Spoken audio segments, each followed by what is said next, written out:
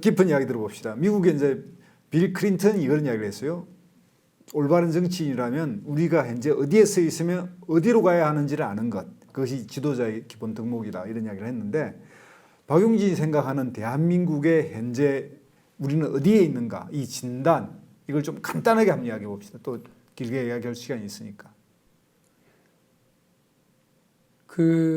대한민국 이미 선진 국가잖아요. 저도 그렇게 생각합니다. 그런데 자꾸 이렇게 우리가 추격해서 쫓아가야 되는 개발도상 국가인 것처럼 생각하고 있거든요. 그러면 틀리는 거죠. 우리는 이미 작은 돛담배가 아니라 항공모함이거든요. 이게 그러니까 저기 극동이 작은 나라가 아니라 이른바 반도 강국이라고 얘기할 수 있는 새로운 소통 강국이라고 할 수 있는 그런 나라예요. 거기에 걸맞는 리더십, 거기에 걸맞는 사회적 새로운 과제들을 끌어내야 될 역할이 정치에 있다. 그리고 그 정치에서 박용진이 대한민국 역할이다. 제1과제가 뭐라고 생각해요? 지금 뜻밖으로 최대 재난이 뭐라고 생각하십니까? 저는 인구가 지금 줄어들고 있다고 생각을 해요. 이 인구가 전쟁이 벌어진 것도 아니고요. 이런데 이렇게 막 엄청난 속도로 줄어들고 있는데 코로나보다 더 큰 재난이죠. 네. 그러니까 지금 대한민국이 인구 그리고 이제 연금 또 이제 산업 재편 교육 개혁 이런 등들이 사실은 다 이미 제출되어져 있고 우리 앞에 온 지 10년이 넘은 과제들인데 안 하고 있는 거죠. 왜 안 하느냐? 이거는 사실은 정치 제도에 큰 책임이 있다고 봐요. 5년 단임제. 인구가 주는 게 제일 큰 문제다. 네. 그러면 어떻게 해야 인구를 늘릴 수 있어요? 인구를 늘리는 극약 처방이 있어요? 아니면 그러니까 우리 원칙대로 뭘 하면? 제가 제기하는 게 행복 국가잖아요. 행복 국가는 국가가 행복한 게 아니고 국민이 행복한 국가가 행복 국가거든요. 지금까지는 국가를 위해서 우리가 뭘 할 건지 헌신할 것인지를 늘 물었는데 이제는 대한민국이라는 국가가 조국이 우리의 조국이 우리 국민들에게 어떤 역할을 할 거냐, 뭘 기여할 거냐가 되게 중요하다고 보거든요. 그게 없으니까 애를 낳을래도 애를 키우거나 제대로 교육할 수 있는 아무런 조건도 안 만들어주고 낳기만 하라고 어느 국민이 그걸 하겠습니까? 그러니까 행복 국가로 가는 길에 가장 중요한 건 줄어드는 인구, 이 때문에 우리의 미래와 우리의 희망과 가능성이 자꾸 축소될 텐데 이런 부분들을 원상으로 이제 돌려놓고 희망을 가지려면 그냥 아이를 키우고 낳고 하는 것이 진짜 행복하고 그 행복을 뒷받침하기 위한 국가적 제도, 국가의 재정 투입 이런 것들이 당연히 돼야 되잖아요. 그래서 제가 출마 선언문에도 써놨습니다만 행복 국가를 박용진이 주장하지만 그 행복 국가는 그냥 가슴 떨리는 우함이 아니라 살 떨리는 치열한 투쟁일 거다라고 제가 얘기했거든요. 왜냐하면 국민 행복을 가로막는 재정 투입 못해 안 돼 돈이 어디 있어 이러건 안 돼라고 하는 기득권들 우리의 기존의 주류 질서 이런 것들을 어떻게든 극복하고 이겨나가고 그 정을 뚫고 나가야 되니까 치열한 투쟁일 거다 그런 각오를 말씀드립니다. 내가 질문은 이제 인구 문제였는데 인구 문제에 관한 어떤 전문가 이야기 들어보면 전 세계 인구 정책이나 인구 대책을 통해서 성공한 나라가 많지가 않아요. 일부 예를 들면 이제 프랑스 예를 들기도 하는데 프랑스 같은 경우는 이민이라든지 이런 거에 의해서 해결된 건데 그 외로 나라가 극단적 처방을 해서 성공한 나라 두 나라가 있다고 그러더라고요. 하나가 북한이고 하나가 이스라엘인데 북한은 당 간부들은 무조건 2자녀 이상을 낳아야 되고 그러지 않으면 안 되기 때문에 다 낳는다 그러고 이스라엘은 아기를 임신을 하거나 인신을 하거나 하면 그 군을 면제시켜 준대요. 그래서 이제 그게 해결됐다고 그러는데 한번 나중에 한번 참고를 해보십시오. 저는 어쨌든 지난 11년 동안 200조를 갖다 썼는데도 불구하고 이런 처참한 재난 상황을 만드는 것에 대한 이건 완전 실패거든요. 네. 근데 이유가 뻔해요. 아무런 결정 권한도 없는 위원회 체제에다가 우리 부처 중에 가장 힘이 약한 여성가족부하고 보건복지부가 이 인구 저출생 고령화 문제에 대해서 대처한다고 그러니까 누가 믿습니까? 그냥 각 부처별로 지들 하고 싶은 사업에다가 저출산 고령화 대책이라고 붙여갖고 그 사업 해버렸다는 얘기 아니겠어요? 네. 그러니까 제가 인구부총리라고 하는 그냥 막강한 파워를 짜르를 하나 임명해서 그야말로 그 모든 과제 가장 앞선 우선순위를 둔다. 이게 해야 된다. 총사령관을 둬야 된다. 전쟁을 이길래도 총사령관에게 모든 권한을 임명해야 되고 방역을 이길래도 그 총사령관을 임명하는 거 아니에요. 방역에 성공하려도 좀 마찬가지입니다. 이걸 그냥 대충 좋은 말로 때울 생각 전혀 그런데 없어요. 이제 박용진 하면 언론의 선이 이제 삼성 저격수 본인은 이제 지킴이라고 하지만 네. 그다음에 뭐 현대차 리콜, 그다음에 유치원 3법, 네. 그다음에 뭐 이런 이제 강력한 뭐 최근에 저기 뭐 공매도 문제 이런 것처럼 해서 상당히 투쟁적이고 뭔가 확실한 이런 그런 약간의 이제 정치이지만 목숨 걸고 뭐 하는 투사 같은 이미지도 있고 그런 박용진이 가장 부드러운 어떤 의미에서는 이 박근혜가 행복국가를 또 했잖아요. 근데 왜 갑자기 뜬금없이 행복국가야? 굉장히 좋은 말이긴 하지만 본인의 쌓아온 이력과 정체성에 연결이 바로 되지는 않는 이런 문제에 대해서 어떻게 생각해요? 아유, 뭐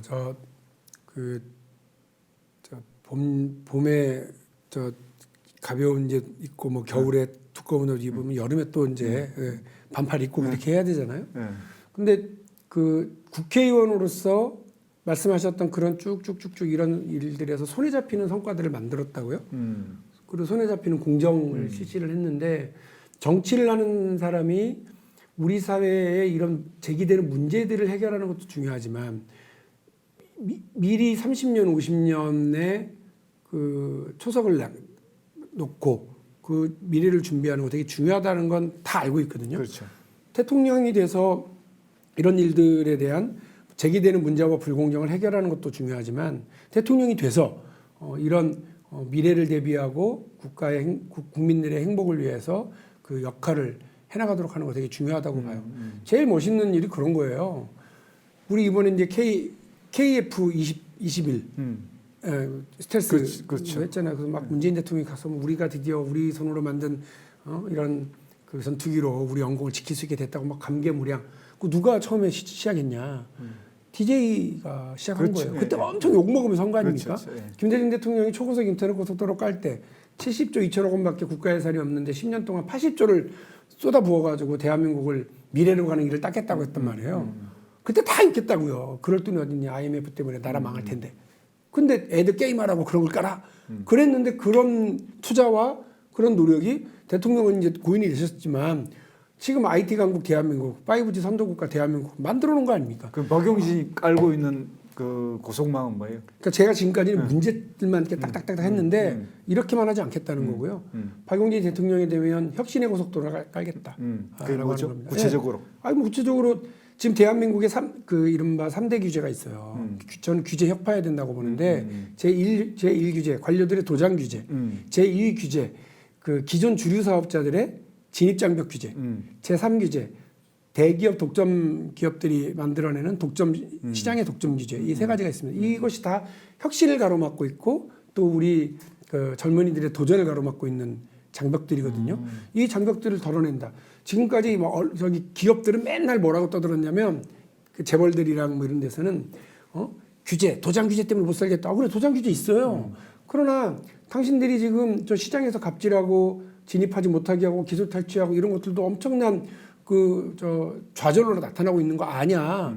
그리고 디자인도 니네들이 다 결정해서 아무것도 못하게 만들고 이런 것들을 극복하고 해결해 내기 위해서는 정치적 결단이라는 게 되게 중요하고 그러한 길들을 열어나가서 청년들, 기업들, 혁신 기업들이 정말 대한민국의 그 혁신의 새로운 길을 열어나갈 수 있고 혁신의 골드러시를 만들어낼 수 있도록 하겠다. 젊은 대통령. 근데 그 굉장히 좋은 말인데 규제를 뭐 진보 진영은 대체로 규제를 뭔가를 해서 국민들의 안전을 지키고 뭔가 그 형평 공평한 사회를 만들어야 된다는 이런 생각이 있어서 규제를 좀 늘려가는 추세가 있고 보통 보수 현재 뭐 한국의 보수가 자유주의는 아니지만 그들은 좀 더 시장에 맡기자 뭐 이런 식 이야기를 해서 하는데 한국 정치가 양당제적 정치에서 A가 주장하는 건 B는 반대하고 B가 되면 A 것도 반대하고 이런 식으로 말은 하지만 정권을 잡으면 자기 진영에 뭔가가 좀 손해다는 걸 안 하잖아요. 여기 대해서 박 의원은 어떤 그 문제를 해결할 길이 있어요? 아니 그 골을 넣는 게 중요하지. 예, 뭐 저기 제가 늘 말씀드립니다만 운동장 넓게 쓰고 왼발 오른발 가리지 않고 손흥민처럼 골을 넣는 게 중요하지. 과거에 우리가 이랬다 저랬다 이게 무슨 의미가 있는지 잘 모르겠어요. 그게 약간 정치 체제에서 오는 극단적인 양당 대결 구조. 이게 그러다 보니까 이제 뭐 조금밖에 아까 이야기도 했지만 어떤 좀 중도적이거나 좀 그 내에서 비주류적인 생각 또는 그러니까 진보적이면서도 보수적인 생각을 같이 겸할 수 있는 이런 영역이 거의 없어지고 양극단들이 이제 힘을 가지게 되는 구조를 가지고 있잖아요. 이걸 깨야 그런 이야기를 나올 수 있지 않을까요? 제도로는 뭐 개헌도 필요하고 정치제도, 선거제도에 대한 여러 변화가 필요하죠. 그런 것도 뭐 이미 이제 오래 좀 많이 되어 왔었던 이고 저는 그 일들도 해야 된다고 생각을 해요. 개헌은 뭐 당연히 해야 된다고 생각을 하고 이재명 지사가 개헌에 대해서 너무 그렇게 가볍게 얘기를 해가지고 실망했어요. 그렇죠. 국회의원을 안 해본 부분들 정치에 대한 깊은 고민을 안 하고 그냥 막 행정만 이렇게 하는 것에 대한 어떤 그런 경험의 문제인 것 이렇게 같아요. 뭐 신문에 잠깐 보니까 뭐 gen국대전 고치는 것보다는 뭐 이렇게 이야기를 너무 하면서 가볍게 얘기한 거예요. 너무 나도 저도 아니, 실망입니다. 헌법에 대한 그런 철학적인 접근 없이 그저 그냥 남 비판하려고 그렇게 하시는 거 그 정치인으로서 그리고 대한민국을 이끌어 나갈 사람으로서 그 자세가 아니라고 그러면 봐요. 개헌을 한다면 그러니까 뭐 여러 가지 이야기하지만 다 빼고 정치 체제에서 통치 체제는 어떻게 바꿔야 된다 생각해요? 뭐 저는 좀 원포인트 개헌을 통해서 연속 개헌으로 가야 된다고 생각을 하는데 그 원포인트가 바로 가장 권력구조 핵심. 개편. 그러니까 저는 뭐 이걸 같이 할 수도 있고 안 할 수도 있는데요. 당장 했으면 좋겠는 건 이거 문희상 의장이 제안했던 건데 대통령이 임명하는 총리를 국회가 지금 인준하잖아요. 그러니까 인준 투표를 하잖아요. 거꾸로 국회가 추천하는 대통령, 그러니까 총리를 주면 뭐 다수파 소수파가 2명을 하도록 하면 흔히 말하면 이제 분권형 협치 구조. 네. 좋습니다. 그러면 이게 되려면 두 번째 양당제에서는 그게 소용도 없거든요. 상당히 제가 개인적으로는 뭐 다당제주의자라서 그런데 선거법 같은 걸 현재 지금 민주당이 바꾸고 1년 전에 바꿨지만 너무나 창피한 일이 벌어졌잖아요. 위성정당을 그냥 뻔뻔하게 서로 만들어서 굉장히 시민사회 사람들이 실망하고 뭐 이루 말할 수 없는 이제 실망감을 줬는데 이 선거법 어떻게 바꿔야 된다고 생각해요?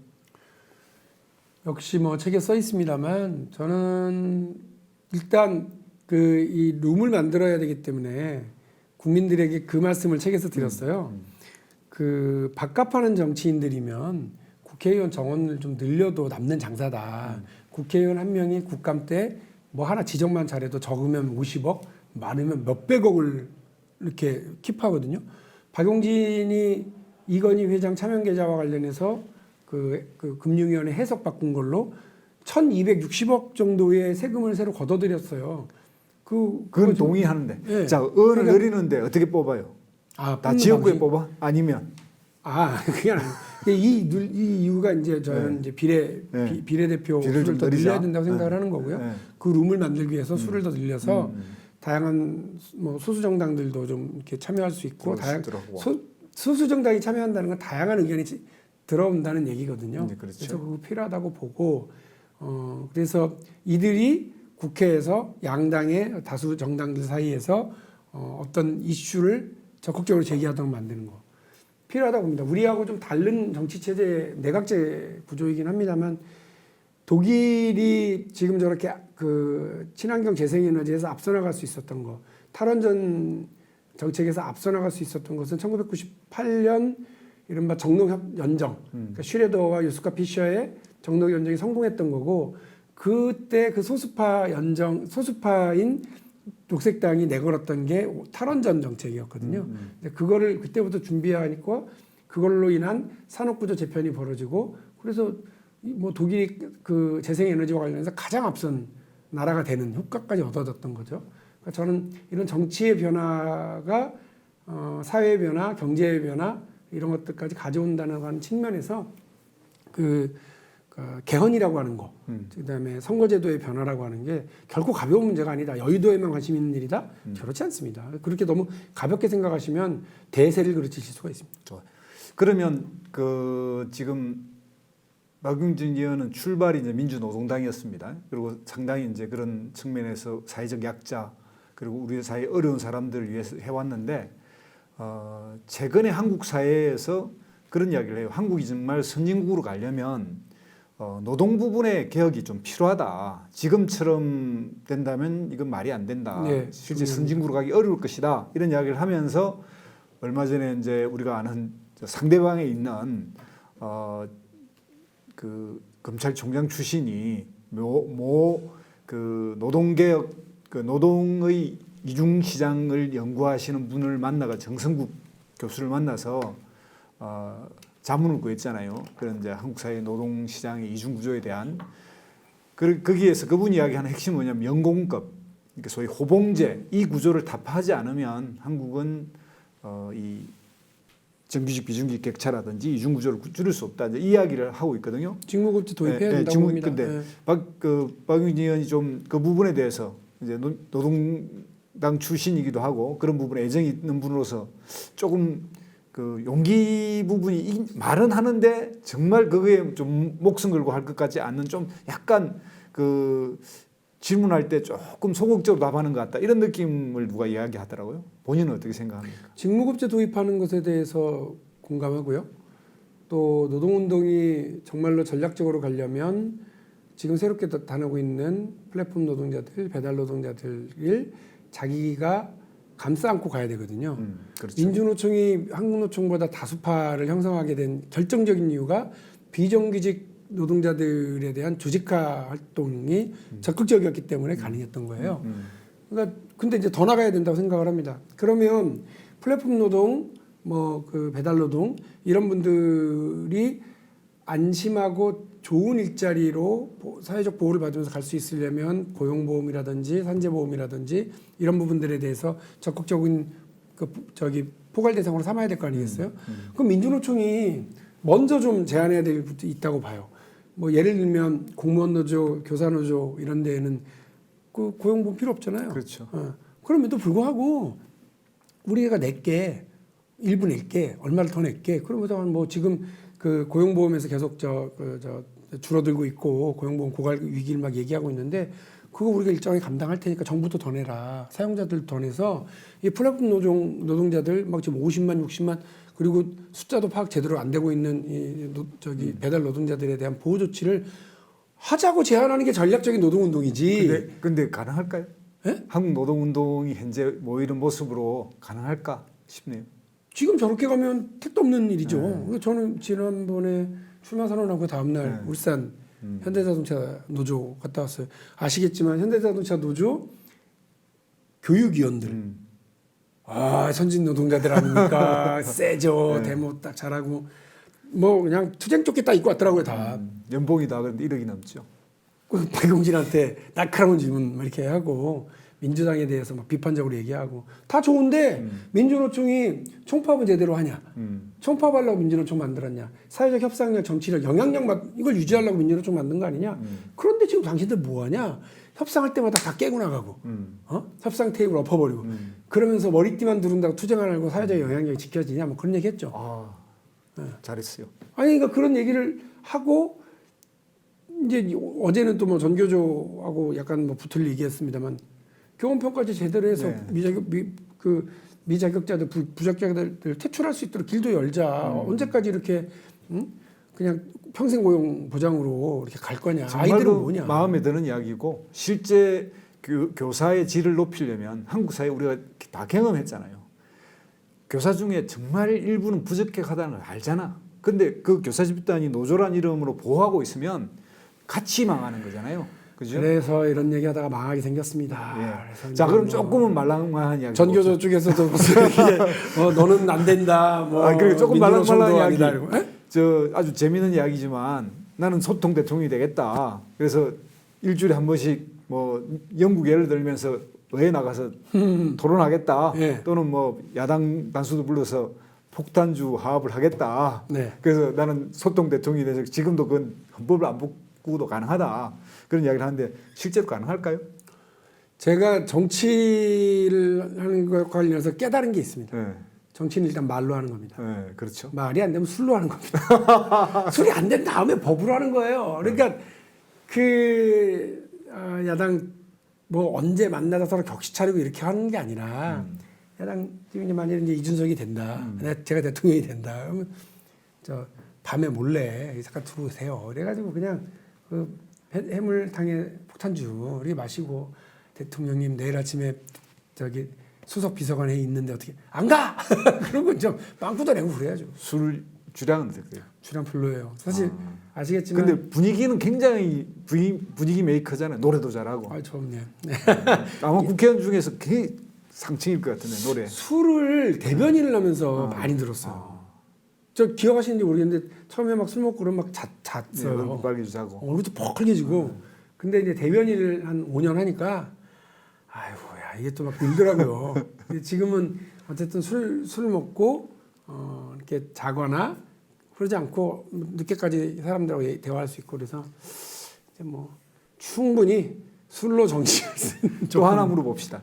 지금 이제 한국의 보수가 과연 이제 신보수가 등장하냐? 뭐 흔히 말하는 이제 신진 뭐 초선 이런 거에서 지금 야당이 상당한 지금 바람을 잡고 있어요. 그러니까요.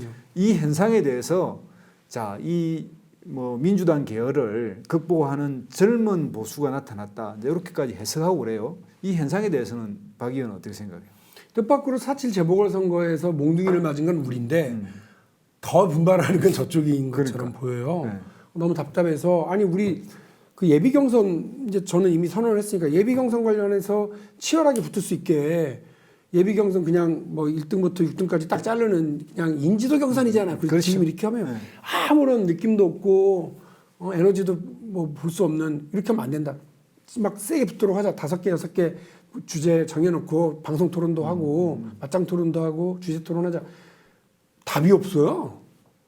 진짜 큰일이에요. 그러니까 이제 그 경선 문제, 경선 연기 문제도 저는 이렇게 생각하거든요. 경선 연기가 아니라 당이 이 합리적 판단을 해오고 전략적 판단을 해 지도부가 책임지고 이 부분을 해줘야 되는데 그걸 안 하고 있고 이 현상은 지난 그냥 재보궐선거 보면 알아요. 민주당은 그냥 아무 재미없이 뽑았고 저쪽은 단일화 온갖 퍼포먼스를 해서 그러니까 저기는 이제 뭐 이준석 뭐 초선 의원들 뭐 들썩들썩하게 하고 있잖아요. 네.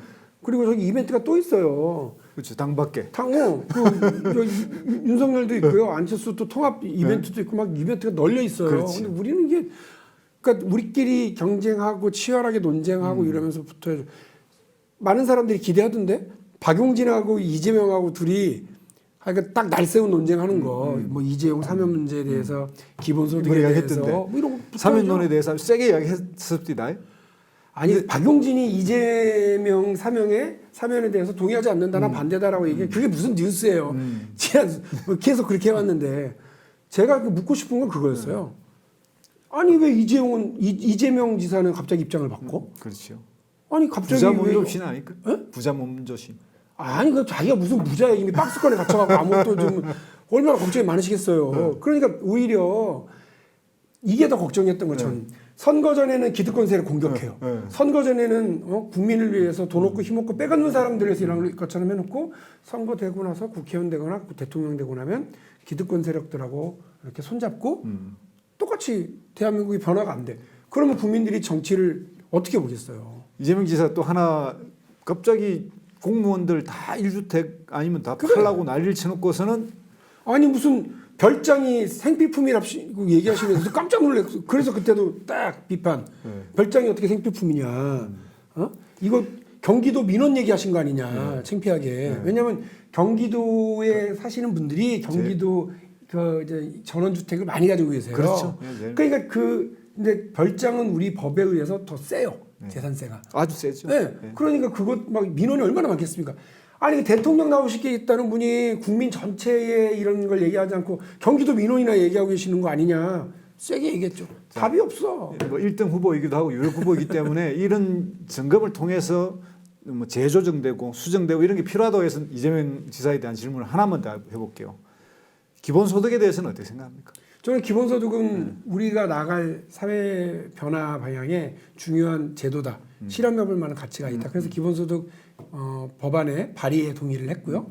저는 뭐 그것과 관련해서 공부도 많이 해보고 그랬습니다.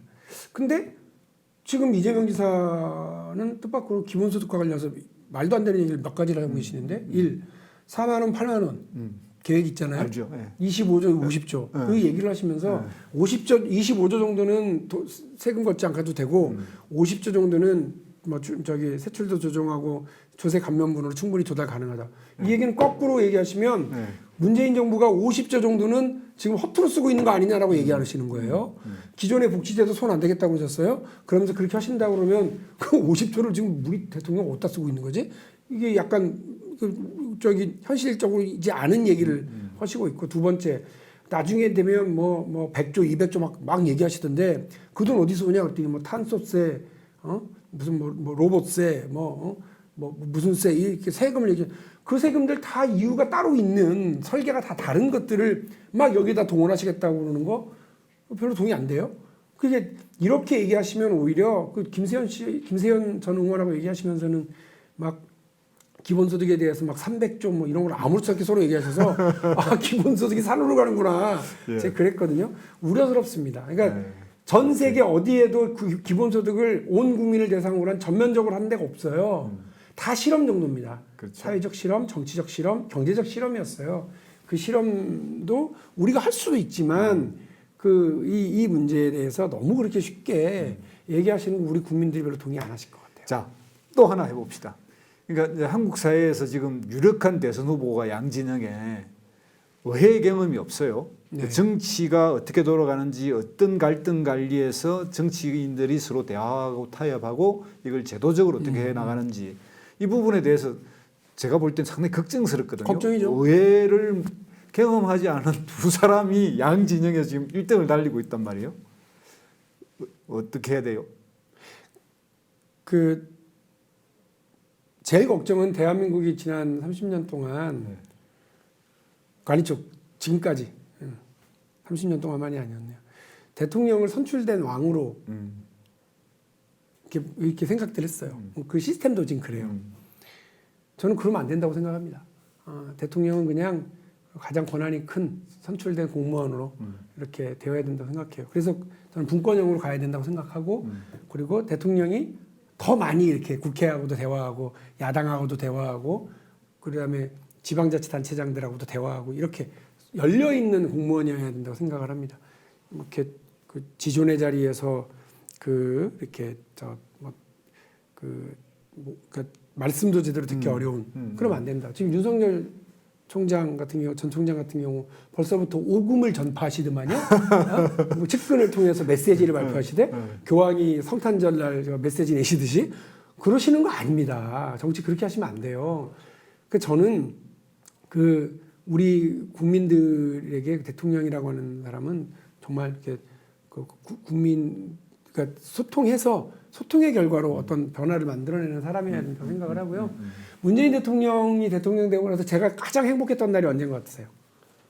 취임식 날이겠지. 아니요. 그날도 되게 좋았는데 네. 근데 걱정이 많았어요. 네. 우리 거의 다 망한 나라인데 이거 어떻게 끌고 가지? 우리가 소수파 정당인데 이랬죠.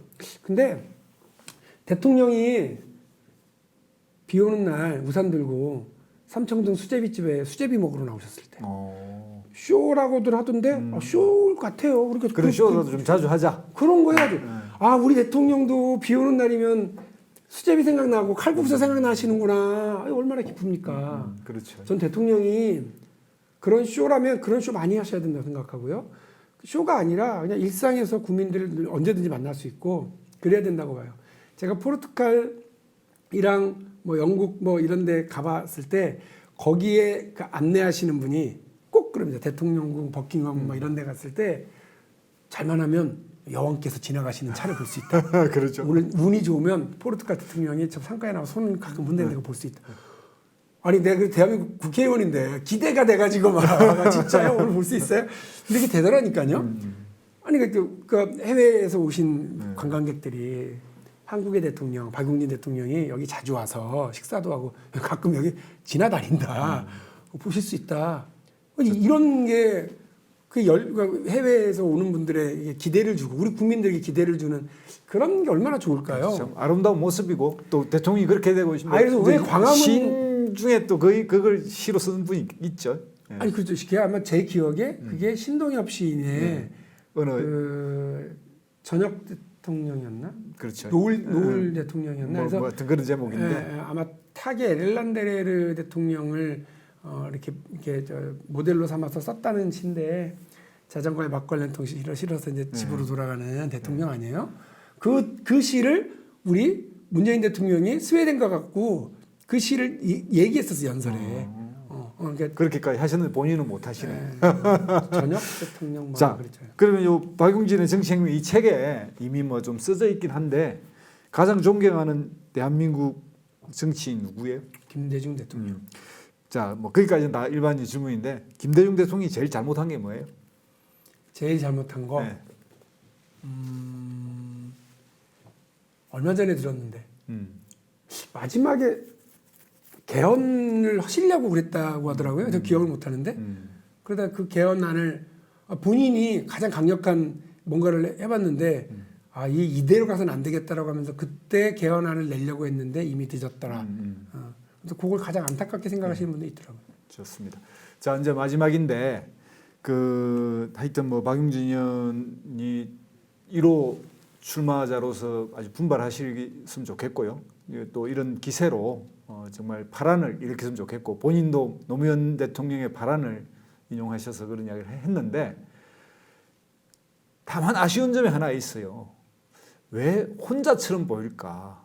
저 뒤에 뭐 예를 들어 노사모 같은 뭔가의 수많은 사람들이 뜻을 같이 하고 저런 대통령의 꿈, 저런 비전에 나도 같이 하고 싶다 이런 느낌이 들어야 되는데 왜 그걸 못 만들었을까?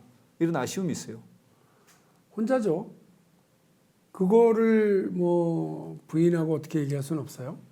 박용진이 어쨌든 민주당에 온 것도 뭐 10년밖에 이제 되지 않은 거고요. 출신 자체가 진보정당 출신이죠.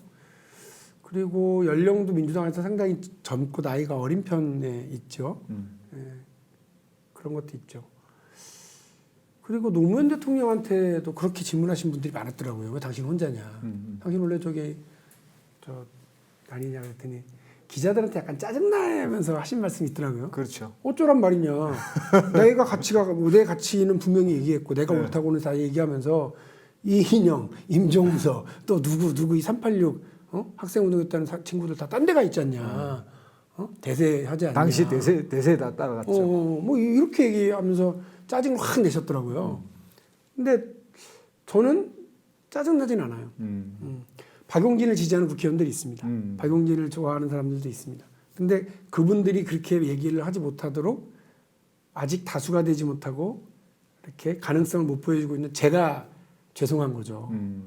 그리고 저를 돕겠다고 막 했다가 어쩔 수 없이 대세에 따라서 가신 분들이 저한테 남긴 글들이 아직도 저한테 그대로 저장돼 있어요. 미안하다. 그리고 뭐 이러는데 왜 미안해? 제가 미안하죠. 제가 대세를 형성하지 못했고 제가 아직 그 어떤 가능성을 보여주지 못했기 때문에 저를 떠나시는 거 아니겠어요? 그런 분들 원망할 생각 없고 그러나 이제 아침에 밤에 잠들 때 아침에 일어날 때 외롭고 힘든 경우는 있습니다. 그러나 어쩌겠습니까? 그 과정을 견디고 건너야 새로운 길이 열릴 거라고 생각을 하고요. 그런 가능성들이 또 흩어졌던 사람들 다시 모으기도 하고 새로운 지지층을 형성하기도 하고 그럴 거라고 봅니다. 박용진은 뭐 그런 각오, 용기, 열정, 도전 정신은 있습니다. 네.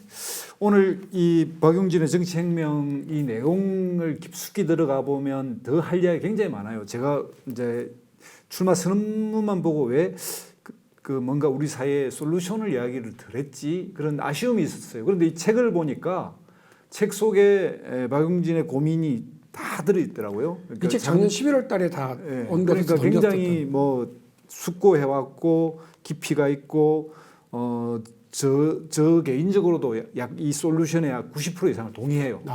굉장히 뭐 밖에서 나름의 한국 사회, 한국 정치를 뭔가 또 제가 요즘 이제 정치 평론을 하잖아요.